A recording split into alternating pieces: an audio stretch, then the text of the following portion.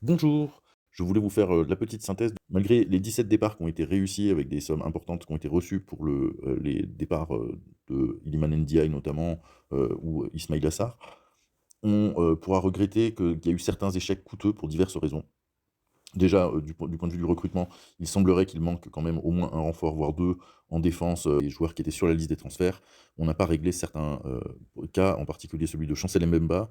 On a néanmoins sur le terrain, pour l'instant, sur les premiers matchs qu'on a pu voir et sur les matchs de préparation, vu des choses enthousiasmantes de la part de De Zerbi. Sur les 33 joueurs qu'on a utilisés la saison dernière, il n'en restera que 16 cette saison et seulement 4 qui sont vraiment en sécurité.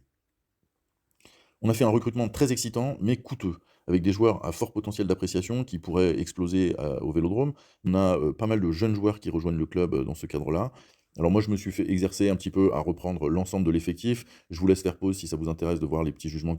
On a 11 joueurs pour l'équipe A et 147,8 millions d'euros de valorisation. On a payé pardon, 86 millions d'euros pour avoir ces joueurs-là, mais il nous reste 80 millions d'euros à payer sur des options d'achat l'année prochaine. Et il faut tenir compte aussi du fait que ça représente une augmentation de 35 millions d'euros de la masse salariale qu'on avait fait baisser de 36 ou 37 millions d'euros à travers les ventes. Donc c'est pour ça qu'on arrive à peu près pas avoir baissé la masse salariale dans l'ensemble.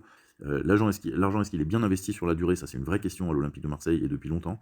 L'impact transfert total, vous voyez qu'il est très mauvais.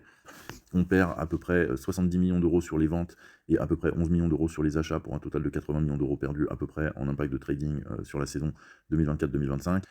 On a un impact de trading d'ensemble de l'ordre de 258 millions d'euros qui représente des transferts qui ont été payés trop cher, des joueurs qui ont été mal vendus ou qui ont été libérés en fin de contrat.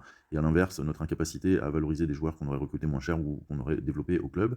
Donc on voit que l'argent quand même dans l'ensemble, il n'est pas bien investi. Même si on a des vrais potentiels dans l'équipe cette année, il est vraiment temps de les révéler par des exploits sportifs sur le terrain et on va dépendre beaucoup de Roberto De Zerbi pour nous réussir ce pari-là cette année.